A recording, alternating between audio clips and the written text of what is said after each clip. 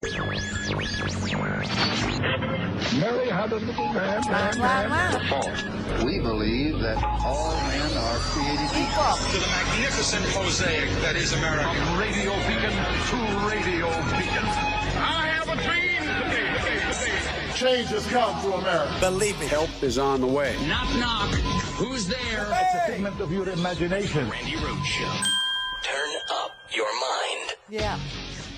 You seem to be worried about the president being chilled. I think that we would have a really significant opposite problem if the president wasn't chilled. If someone with those kinds of powers, the most powerful person in the world, with the greatest amount of authority, could go into office knowing that there would be no potential penalty for committing crimes, I'm trying to understand what the disincentive is from turning the Oval Office into, the seat of criminal activity in this country.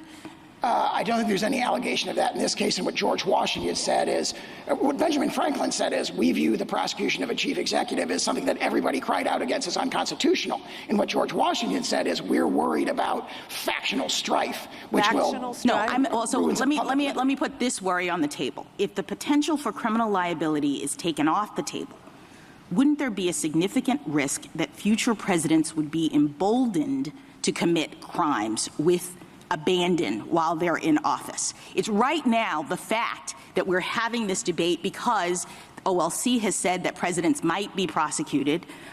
Presidents from the beginning of time have understood that that's a possibility. That might be what has kept this office from turning into the kind of crime center that I'm envisioning. But once we say, no criminal liability, Mr. President, you can do whatever you want, I'm worried that we would have a worse problem than the problem of the president feeling constrained to follow the law while he's in office. Yes, the poor president would be constrained by the laws and the Constitution, which he is going to take an oath to faithfully execute the laws and to uphold the Constitution. And he should not feel constrained by the laws and the Constitution. I mean, this was so ridiculous. I honestly, we know why the Supreme Court decided to hear this case. Everybody knows why. It was just so that they could delay.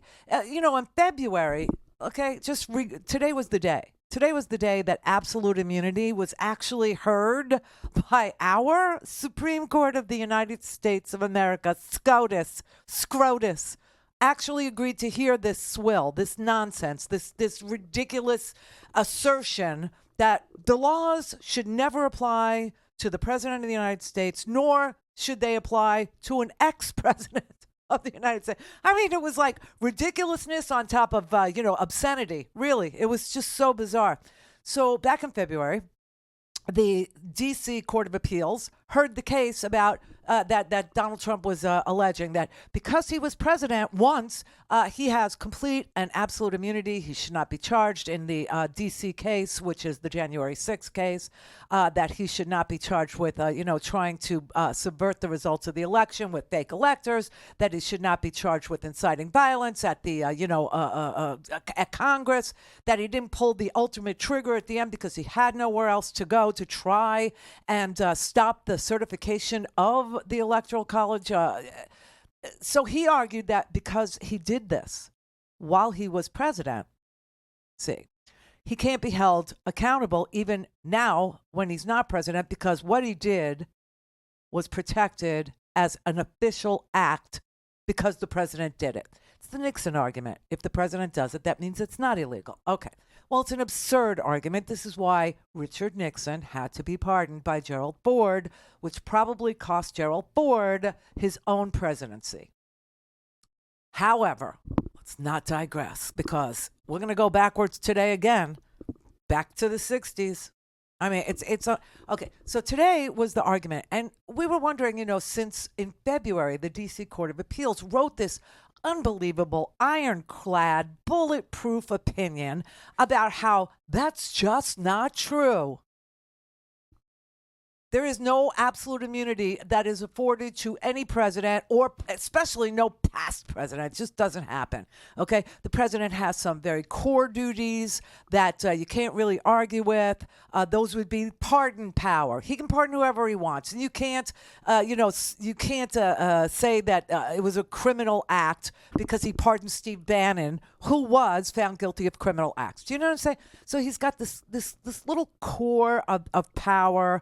And it's at its apex, as we all learned, when you're a wartime president, right? You get to kill people in the name of keeping America safe during wartime much more easily than when we're not at war, which is now. Okay? So anyway, the reason why they heard this case at all was so that in February, when that ironclad case was written by the D.C. Circuit Court of Appeals, that everybody agreed covered not just the four corners of this, assault on, holding people accountable even after they're president, but also, wrote every little bit of what I just said down on a piece of paper so that everyone would understand what a president could do without being questioned about it and what he couldn't do, which is everything else. And so we thought, all right, that's done. Supreme Court won't hear it. When he, actually tries to go to the Supreme Court with his writ of certiorari, the Supreme Court will say, no, D.C. Circuit Court of Appeals was, a resounding, explanation of the Constitution, of the presidency, of the things that president is protected from with regard to criminal prosecution, and that everything else he's not. No. The Supreme Court said, yeah, we'll hear it. And so people were like, why?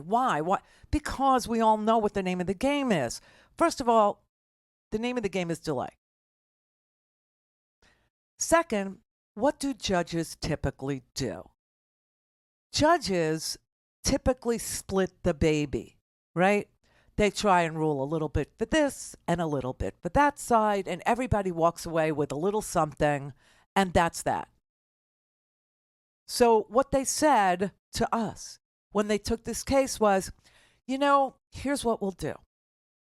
For Trump, we will delay this as long as we can. We'll set a date for an oral argument, which was today, the 25th of April.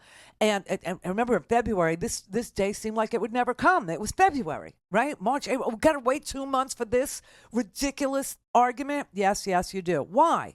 Because we're splitting the baby. Because we're delaying it just enough so that the January 6th trial in D.C. probably has no chance of happening before the election. Especially if we have oral arguments in April and we don't rule until June. If that's what happens, then you know that the fix was in so that they could, as a Supreme Court, make the decision about we want the election to happen without the people seeing the trial of Donald J. Trump in a criminal insurrectionist trial, which would, if he was found guilty, prohibit him from running for president. And so we don't want to rule until after the election, or we don't want to see the trial until after the election. So this is our way of kicking the can down the road till after the election. Now, of course, if he wins the election, there will be no trial because he will instruct his Department of Justice to drop it. And he will be able to do that because he's president, and the DOJ answers to him. And we know this because, you know what? It was brought up in arguments today, but also here's an easy way to understand it.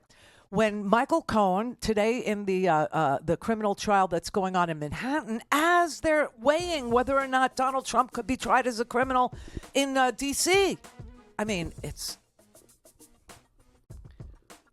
so unbelievable what we're having to deal with because of this man, because of this chaotic man, because of this criminal man, because of this man who doesn't understand one damn thing about the Constitution, trying to rewrite it for his benefit. I mean, it's crazy. But today, Pecker is still testifying. And they said, well, why was Michael Cohen feeling so secure, asking you to do illegal things on behalf of Donald Trump? And Pecker testifies because Michael Cohen said Donald Trump has Jeff Sessions, the Attorney General, in his pocket. Now, that came up today, not specifically Sessions, but what happens when the president uses DOJ for personal gain? All things Randi at RandiRhodes.com. Go for launch. Speaking truth to power, the Randi Rhodes Show. All right, let's go through Donald Trump's lawyers' arguments, okay, shall we, with the Supreme Court justices of the United States of America. All right, so Sonia Sotomayor asked him about something that is so evil that it has a name in law, okay? It's called malum en se. It means it is so evil on its face, this act, whatever it could be, the murder of a baby, okay? Could be so evil, so ugly, so known to be illegal, just like widely accepted that would be bad, okay? That would be criminal. That it's called malum en se, and there's a whole group of laws that fall under that category. And she's asking Trump's lawyer if he committed one of these crimes that are so obviously evil, would he, would he have immunity? Okay, and his lawyer's like, yes. Malum in se is a concept long viewed as appropriate in law, that there's some things that are so fundamentally evil that they have to be protected against. Now, I think, and your answer below, I'm going to give you a chance to say if you stay by it. If the president decides that his rival is a corrupt person and he orders the military or orders someone to assassinate him, is that within his official acts for which he can get immunity? It would depend on the hypothetical, but we can see that could well be an official act. It could, and why? Because he's doing it for personal reasons. He's not doing it like President Obama is alleged to have done it, to protect the country from a terrorist. He's doing it for personal gain. And isn't that the nature of the allegations here? That he's not doing these acts in furtherance of an official responsibility. He's doing it for personal gain. I agree with that characterization of the indictment, and that confirms immunity, because the characterization is that there's a series of official acts that were done for an unlawful. No, because immunity says even if you did it for personal gain, we won't hold you responsible. How could that be? How could that be? It can't be, but his lawyer keeps arguing that it is B. He said it's all okay. It's okay. He's the president. He could do whatever he wants. She's like, there are things that are just so evil on its face that everybody would know, like murder or the drone killing or assassinating your political rival so that you could maintain your office. That would be for personal reasons. Yeah, I mean, like how? No, it just it depends. It really does depend. Okay, how about selling nuclear secrets? How about that? Would that fall into something prohibited from immunization? That you would have to explain why you sold for personal gain. We're talking a transaction here. Nuclear secrets, okay? If a president sells nuclear secrets to a foreign adversary, is that immune? That sounds like similar to the bribery example, likely not immune. Now, if it's structured as an official act, he would have to be impeached and convicted first before. What does that mean if it's structured as an official act? Well, I don't know in the hypothetical whether or not that would be an official act. You'd probably have to have more details to apply the blazing game analysis or even the Fitzgerald analysis that we've been talking about. Okay, just so you know, Fitzgerald is a civil case against Richard Nixon. Okay, it makes no sense, okay? If you were really, really dug in and you were trying to understand whether or not that man had a real case to be made, which he did not, which was why it was so shocking when the Supreme Court said, okay, we'll take your writ of certiorari, we'll hear your case, we'll schedule it, and we'll hear it on April 25th. Okay, so we just covered something so evil on its face, right? Yes, he would be immune. If he sold nuclear secrets, well, if it was structured as an official act, meaning the President of the United States decided that he could enrich himself as president of the United States by selling our nuclear secrets to, I don't know, Kim Jong-un because they fell in love. I'm serious. Okay. And so what about the fake elector scheme? Can a president go into the several states and create slates of fake electors, okay, to try and overthrow the results of a free and fair election that did not favor him?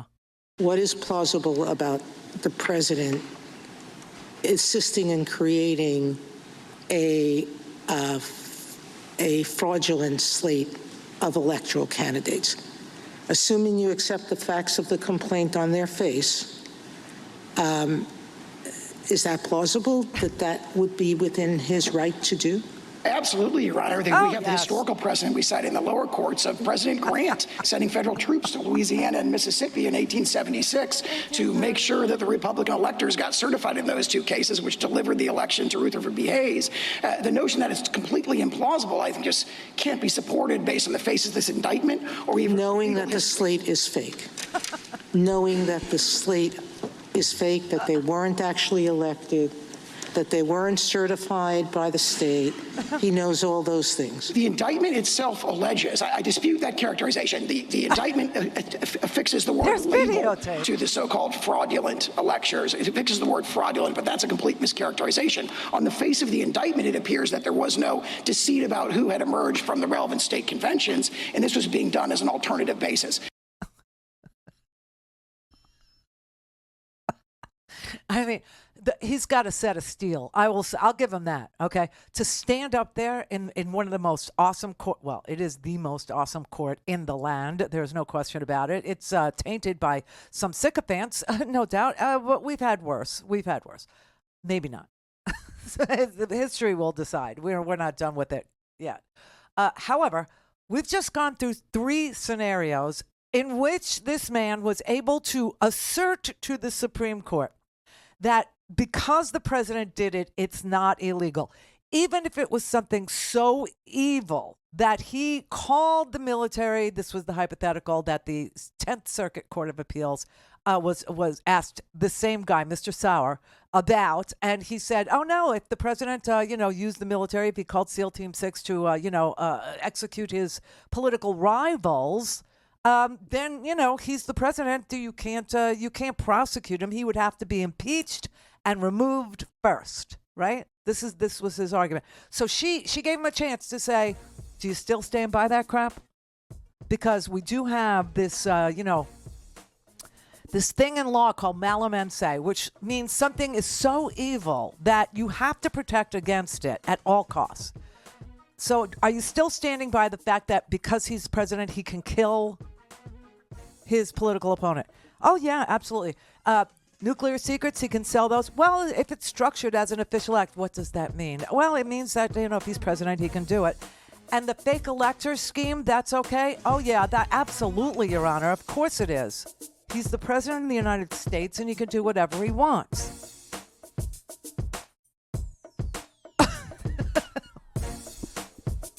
Nads of steel, man. Nads of steel. Of course this is going to fail. There's no question it's going to fail. But they took the case. Oh, my God.